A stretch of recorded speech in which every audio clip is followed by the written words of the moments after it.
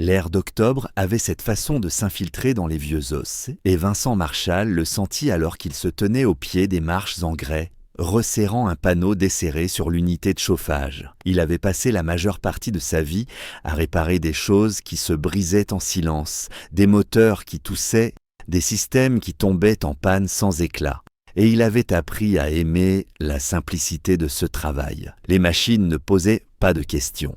Elles ne vous regardaient pas comme si elles attendaient davantage de vous. Cet après-midi-là ne semblait pas différent, jusqu'à ce qu'une petite voix interrompe le rythme de ses outils. « Excusez-moi, monsieur. » Il se retourna et vit une petite fille debout à quelques pas de lui, emmitouflée dans un bonnet rose en laine qui semblait trop grand pour sa tête.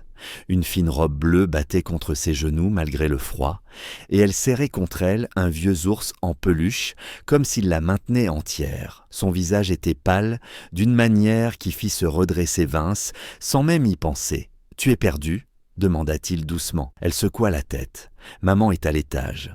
Mais je ne peux pas y aller toute seule. Il y a trop d'escaliers. » Vince suivit son regard vers la longue volée de marches en marbre. Elle n'était pas raide, mais quelque chose dans la façon dont elle déplaçait son poids le mit mal à l'aise. « Tu te sens bien ?» demanda-t-il. Elle hocha la tête, puis se pencha vers lui en baissant la voix, comme si c'était un jeu auquel eux seuls avaient le droit de jouer. « Si tu me portes, je te dirai un secret. » Le mot secret pesa plus qu'il n'aurait dû. Vince hésita, levant les yeux vers le 3e étage où une jeune femme se tenait immobile derrière une fenêtre, observant la scène. Elle ne fit ni signe ni appel, elle se contenta de regarder, l'espoir et la peur emmêlés sur son visage. « D'accord, » dit finalement Vince en posant sa boîte à outils, « mais juste cette fois. » La petite grimpa sur son dos, plus légère que n'importe quel enfant dont il se souvenait avoir porté le poids. Tandis qu'il montait les marches lentement, son souffle effleura son oreille. « Comment tu t'appelles » demanda-t-il. « Lily. Et toi ?»« Vince. C'est un nom fort, » dit-elle solennellement. Arrivé en haut, il la reposa avec précaution. Elle se stabilisa, puis se pencha vers lui et murmura, d'une voix bien trop grave pour son âge, « Ma maman pleure tous les soirs, elle croit que je dors.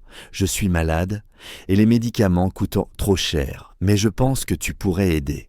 Tu as des yeux gentils. » Avant qu'il ne puisse répondre, la porte s'ouvrit brusquement derrière eux. Une femme surgit, attrapa Lily dans ses bras, le soulagement et la panique traversant son visage. Vince les regarda disparaître à l'intérieur, le secret résonnant dans sa poitrine longtemps après que la porte se fût refermée, conscient que quelque chose venait de basculer et qu'il n'y aurait aucun retour en arrière. Vincent essaya de reprendre son travail, mais la logique régulière des tuyaux et des panneaux refusait de retenir son attention.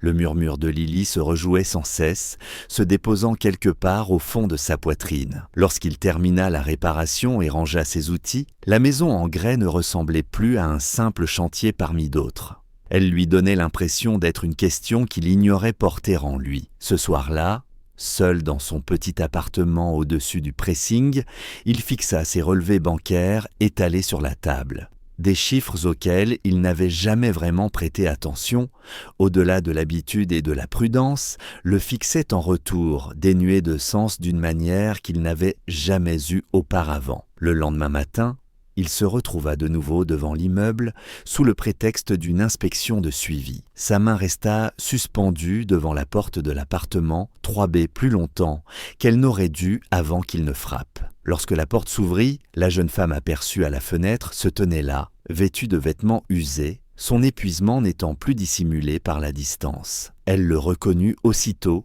et une tension passa sur son visage. À l'intérieur, l'appartement racontait son histoire en silence.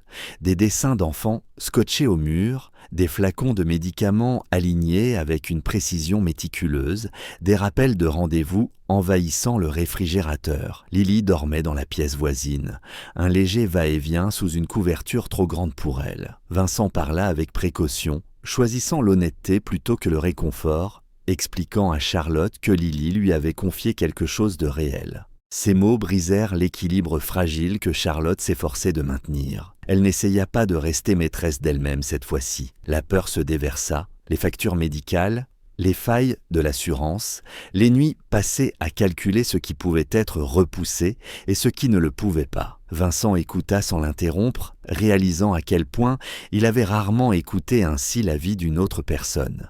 Lorsqu'il demanda enfin combien elle devait, Charlotte le fixa comme s'il avait dit une absurdité. Le montant était élevé, plus élevé que tout ce qu'il avait jamais donné. Mais tandis qu'elle l'énonçait, Vincent ressentit un calme inattendu. La décision avait déjà été prise quelque part en lui. Il ne sauvait personne. Il répondait à quelque chose de simple et d'humain qui s'était présenté à lui. « Je peux aider », dit-il doucement mais fermement. Non comme une promesse faite à la légère, mais comme un fait. Charlotte protesta, pleura, argumenta. Vincent resta là où il était. Pour la première fois depuis des décennies, l'argent qu'il avait économisé lui sembla avoir un but. Et dans la pièce voisine, une petite fille continuait de dormir, inconsciente que son secret venait de commencer à changer 3 vies au lieu de 2. Ce qui suivit se déroula lentement, sans grand geste, mais à travers des dossiers, des appels téléphoniques et de longues heures passées assis dans les salles d'attente de l'hôpital. Vincent en apprit plus sur la leucémie qu'il ne l'aurait jamais imaginé,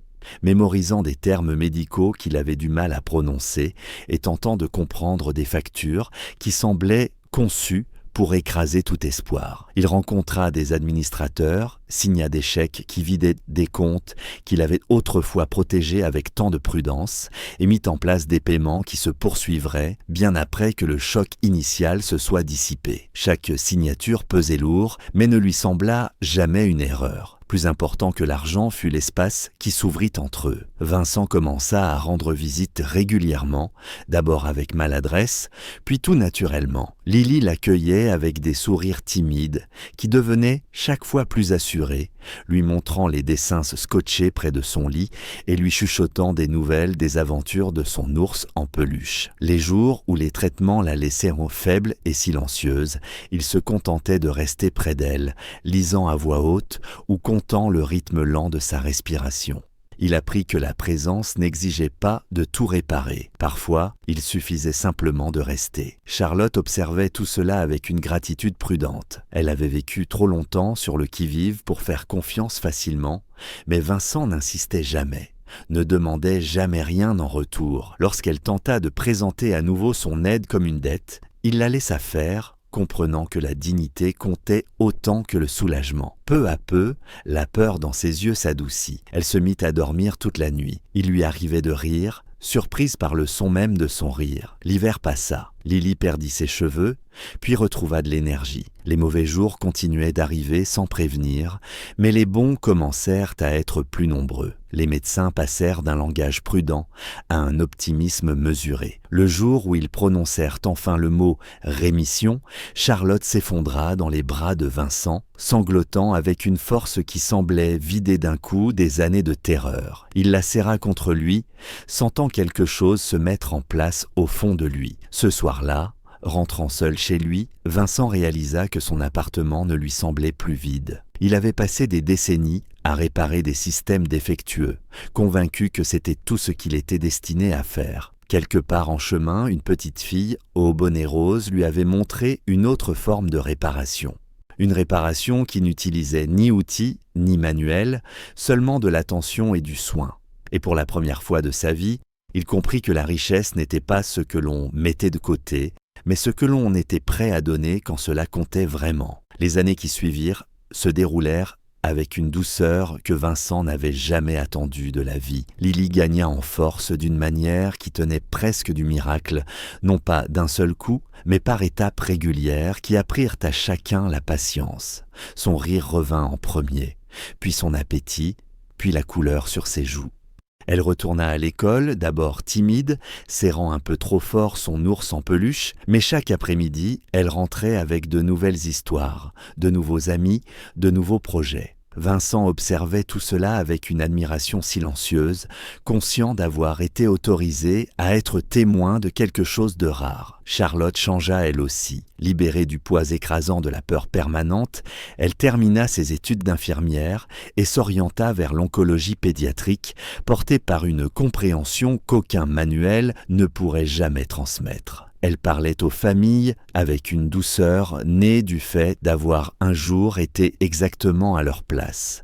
Vincent voyait la façon dont les parents se détendaient lorsqu'elle entrait dans une chambre, sentait qu'elle ne faisait pas qu'exercer un métier. Elle offrait la preuve que survivre était possible. Quant à lui, la retraite arriva plus tôt que prévu lorsque ses mains refusèrent finalement d'obéir. La perte du travail l'effraya d'abord, lui retirant la routine qu'il avait définie pendant des décennies. Mais elle ouvrit aussi un espace. Il se mit à faire du bénévolat à l'hôpital pour enfants, s'asseyant au chevet des lits, lisant des histoires, écoutant des parents qui avaient besoin de quelqu'un qui ne partirait pas trop vite. Il découvrit qu'être utile ne demandait plus de force, seulement du temps et de l'attention.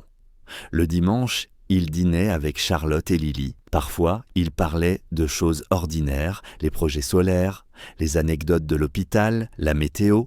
D'autres fois, ils évoquaient le passé, la peur, la gratitude, l'étrange manière dont leur vie s'était entremêlée. Quand Charlotte se remaria, elle demanda à Vincent de l'accompagner jusqu'à l'hôtel. Il le fit, ressentant un poids dans la poitrine qui n'avait rien à voir avec la perte et tout à voir avec le sentiment d'appartenance. Lily continuait à lui confier des secrets. Ils étaient indifférents désormais, à propos de l'école, des amitiés, des douleurs de la croissance, mais parfois elle le regardait avec les mêmes yeux graves qu'à 4 ans, et il savait qu'elle se souvenait. Elle se souvenait de l'escalier, du murmure, de l'instant où quelqu'un avait écouté. Vincent repensait souvent à cet après-midi-là et s'émerveillait de voir combien il avait suffi de peu pour tout changer. Une pause, un choix, la volonté de se soucier des autres. À la fin, il comprit que ce qu'il avait gagné dépassait de loin ce qu'il avait donné. Il avait trouvé une famille, un sens à sa vie et une vérité qui l'accompagnait chaque matin lorsqu'il se réveillait, reconnaissant d'être nécessaire. 7 ans plus tard, Vincent s'asseyait parfois sur les mêmes marches de la maison, en grès brun,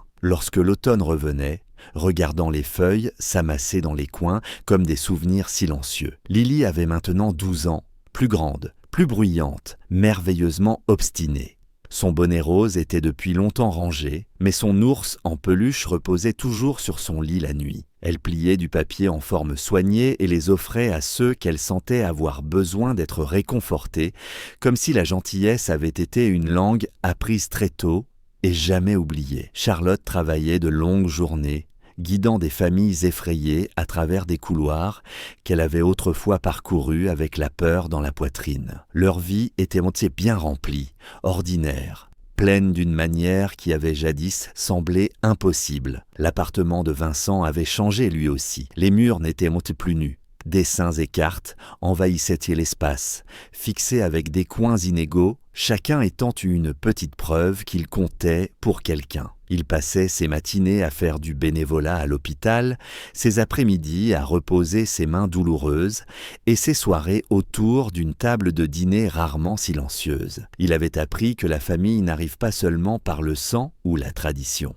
Parfois, elle arrive par une invitation, par l'écoute, par le choix de rester. De temps à autre, on lui demandait s'il regrettait d'avoir donné l'essentiel de ses économies à des inconnus. Il souriait toujours au mot « inconnu ».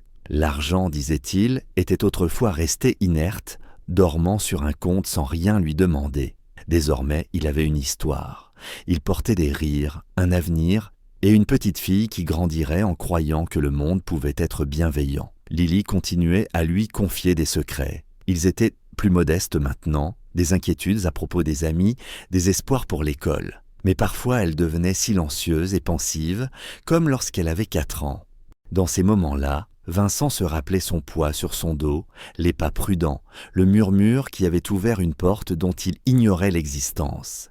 Il se souvenait à quel point il avait failli passer son chemin. Ces soirs-là, il comprenait avec une clarté absolue ce qu'était la véritable richesse. Ce n'était ni la sécurité, ni le confort, ni des chiffres soigneusement alignés. C'était la confiance, c'était être choisi, c'était savoir que lorsqu'un enfant avait demandé de l'aide, il avait répondu oui, et qu'en faisant cela, il avait enfin appris à vivre une vie qui avait du sens.